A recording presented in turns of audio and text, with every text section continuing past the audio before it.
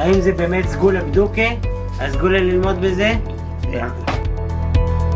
Good evening, everyone. Welcome to this week's edition of the Zera Shimshon shiur. Mazel tov to our regular Maggid shiur, Reb Eisenberger, on the birth of a grandson. He is in transit, so we will do our best to fill his shoes. We'll be doing the Drush 7, Drush Zayim, in the Zera Shimshon on Parsha Vayechi.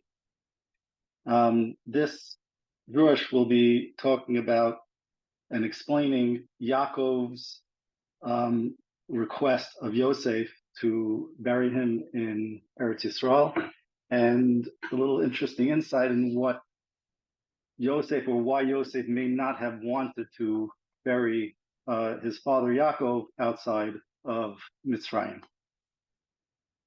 So this the piece starts Midrash Rabbah, bringing down a Medrash. Al na sikvareni Mitzrayim. The pasuk in our parsha says, Yaakov brings Yosef close. He says, "I'm coming near to die," and he says, "Vayom Eloi imna matzati." If I find favor, veinecha, in your eyes, simna tachas yurechi. Place your hand by my side. V'asisi madi chesed ve'emesu, for me a true chesed emes. Al na sikvareni Mitzrayim. Please don't bury me in Mitzrayim.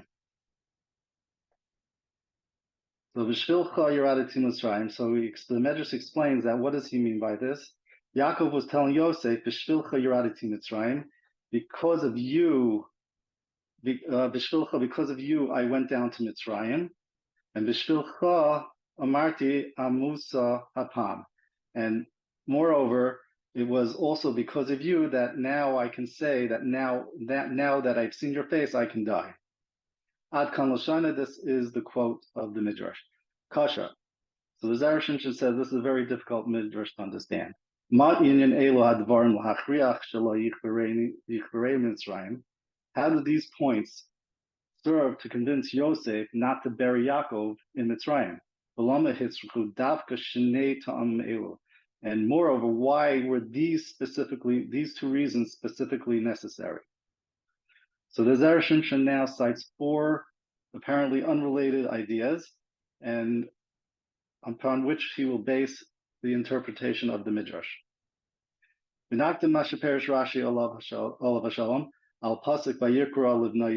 First, we will cite Rashi's commentary. May he rest in peace, to the pasuk. So he called for his son. That was the pasuk we just read. Yaakov called specifically for Yosef and not any of the other children, not any other sons, because Yosef was the Melech of Mitzrayim, the viceroy, and he alone had the power to be able to fulfill Yaakov's request.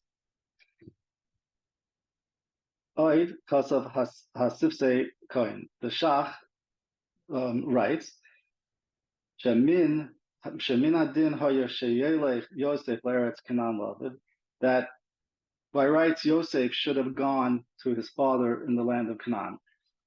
Ideally, when your father asks you to do something, I'll keep it of the aim, you usually go to your father, and that includes, a younger brother going to an older brother, etc. So in this case, we see that the opposite happened, where Yaakov went down to Yosef. And his father should not have gone down to Mitzrayim to meet him. But since Yosef was the king, he could not leave Mitzrayim. And just as an addition, the reason he couldn't leave Mitzrayim was not just because he was the viceroy, because as a viceroy he could have just said, I'm taking a few days off and I'm going. But it happened to be that this was during the time of the famine, and there was a lot of chaos. And now was not the time for Yosef to be able to leave. When Yaakov happened to have come down, that's when the famine stopped. So just to give a little explanation as to really why Yosef couldn't leave at that time. Zehu pshat hakasav, and this is the meaning of the pasuk, Shamani Elohim la'adon l'chol Mitzrayim ridal elai. After revealing Yosef revealing himself to his brothers, he said, hurry up, go to my father and tell him that God has set me as the master of Mitzrayim, come down to me. Kolomer, that means to say, Dafka b'shvil sheshamani. It is specifically because Hashem has set me as the viceroy of Egypt, ani omer l'cha that I am telling you to come down to me, because I can't abandon my office. Halav hachi, had this not been so, hayisi ani ba etzlacha, I would have come to you instead. The third piece that he brings down, Oid Kasab has Zera Berach. He brings down from the Zera Berach, Chelek Beis, the Parsha Zu, B'Shem Azar. He brings down the Zera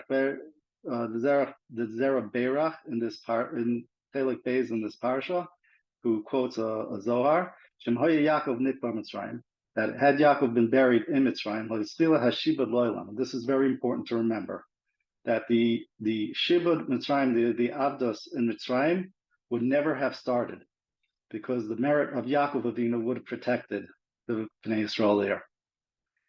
And the fourth Mefarsh he brings down is just from the general Mefarshim, Shebizchut Yosef Shegorad Atmai Min Ha'arva, that since Yosef guarded himself from Arayas, as we saw by Eshes Potiphar, that in that merit, Nigdaru Kol Anashim, all the Jewish men became guarded from immoral behavior.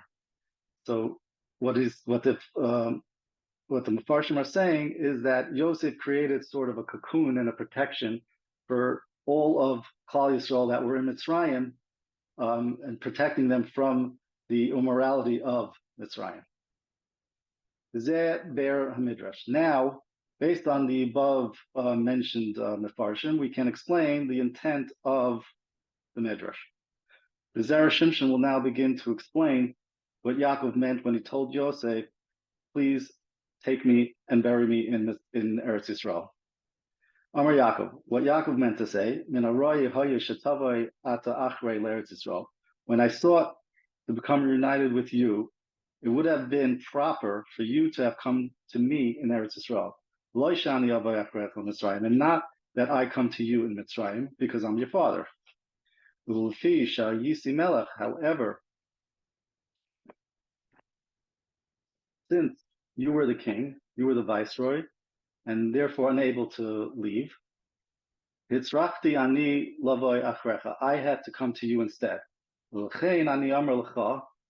And accordingly, that I say to you, since you are king, and you have the power to fulfill my request, please do not bury me in Mitzrayim. And this is what is meant, that I came down on your account, that I came down to Mitzrayim. That since you are king and you're the only one who can fulfill that request, therefore I came to you. So now the Zera Shimshon will address his second statement, that it's on your account that I can die now that I've seen your face. So the first part was very simple. Yosef was the viceroy. He had the power to do whatever he needed to do for his family, and Yaakov knew this, and therefore Yaakov came to him and asked him to please bury him in Eretz Yisrael. Bim Tomar, Zera Shimshon continues. Yaakov is talking to Yosef now. Sha'ata roitze l'kreini Mitzrayim. You, Yosef, would prefer to bury Mitzrayim. Why? Kidei shelo yasel ha'golos. Because obviously Yosef would rather his brothers, his children, would not have to suffer the shibud of the Golos. So Yaakov is addressing that fear and that concern of Yosef. Halo adarabba. However, just the opposite is true. Ani amarti, amusa hapam, kishara'isi panecha, that when I said to you, when I saw your face, that I can die now, Klomer, what Yaakov was saying, kisharisi bezohar panecha shelochatasa be'erva.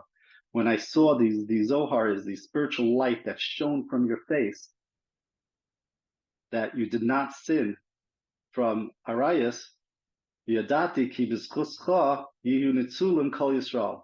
I realized that in your merit, you guarded yourself from immorality, and therefore all the Jewish people in your zechus will be able to guard themselves from immorality, and they will be spared from becoming corrupted in Mitzrayim. Amarti amusa apam. So therefore I said, let me die now. Kidei sheyaskel hagalas miyad, so that the galus could start immediately. Now, why was Yaakov anxious for the galus to start immediately? Because it is very crucial for Bnei Yisrael to be able to leave as soon as possible. The whole point of the galus was so that we could be cleansed and purified and be able to receive the Torah and start doing mitzvahs and become the real Klal Yisrael. So Zera Shimshon continues, Sharei atam hagalasu. What is the reason for this galus? Mipnei she'i efshal lizbais benachlat Eretz Yisrael. Our main point of the galus, of the shibud, was to be possible to have the zchus to be able to take possession of Eretz Yisrael. Imloi al yedei yisurin, if not through suffering, the hainu hagalus, which is the essence of the galus. Inami shelo hayu l'cholim l'kabel haTorah ad sheyizdakvu v'chur habarzel. Another reason for the galus is so that the Jewish people would not be able to receive the Torah until they were purified through the Korah Barzel, which is the iron crucible, which is basically a suffering and purification process that we go through in order to be able to reach a higher spiritual level. Kanoida, it is well known, the Yaakov Hayaroitza Lamaher Zaman Kabbalah Torah V'Nachlas Eretz Yisrael. Yaakov wished to hasten and speed up the time of Kabbalah Torah and the Yerusha of Eretz Yisrael. Mishum Haki Hayaroitza Lamaher Tchilas Hagolah. And that is why he wanted to speed up the onset of the Galus and the Shiva. So although the oppression in Mitzrayim was crucial for the Jewish people's future, had he not seen the radiance of Yosef's face, he would not have wanted to begin yet. And he would have preferred to be buried in Mitzrayim to prevent the Shiva. Shlama, and now it would be understandable for Yaakov to be worried about his descendants' survival in Mitzrayim. Imloi haya Yosef gorer atzmoi min ha'avera. Had Yosef not guarded himself from the immoral behavior. Yoser tov haya shelo yaskel hagalas. In that case, it would have been preferable for the galus not to start yet. Kedei shelo yidnu Yisrael b'Mitzrayim, so that the Jewish people would not become assimilated in Mitzrayim. Yunevadim b'isur harayas, and thereby perish in violation of the isur of arayas. Sharei Mitzrayim shtufe zimahem, because Mitzrayim, as we all know, was steeped in immorality. Ela b'shvil shaya griza minha erva. Only because they guarded themselves from immorality, therefore they were able and worthy to receive and accept the Shechina, as is written, Shesham alu shvatim. For there the tribes, the Shvatim, ascended.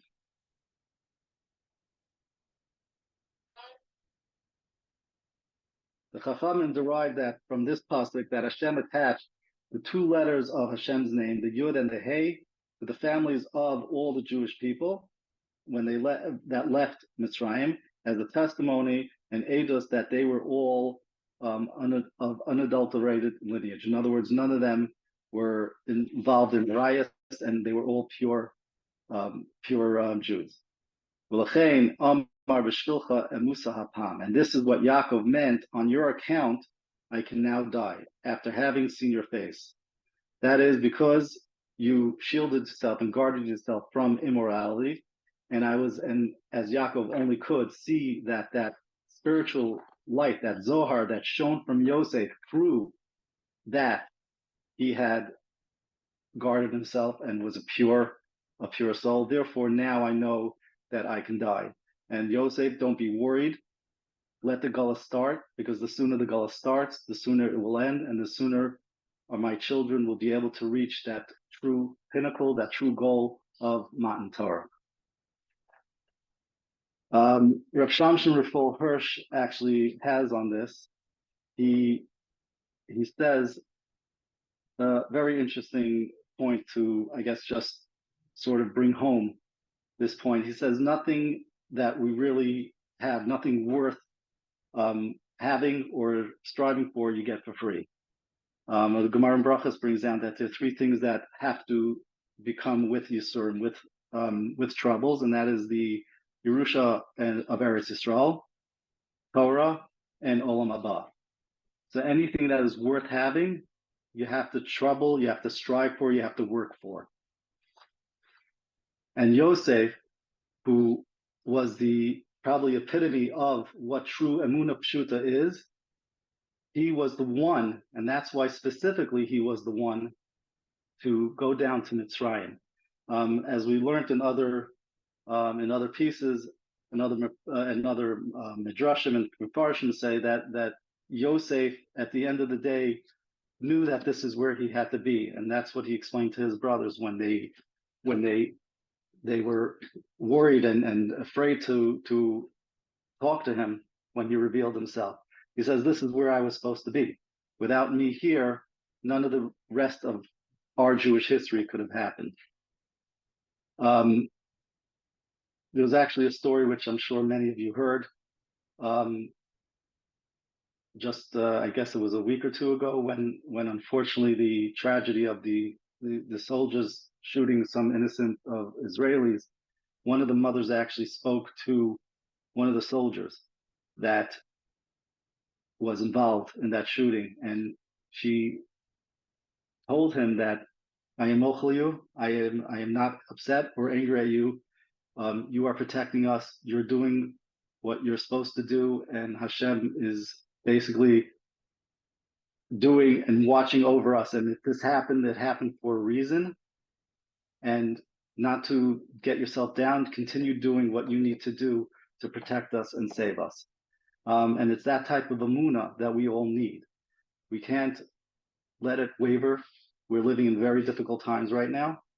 And we can learn from our forefathers that the proper way of getting through all these times, our Mitzrayim is what we're going through today. And we have to live by that Yosef rule, not let the immorality get to us, not let the surroundings that we're in get us down.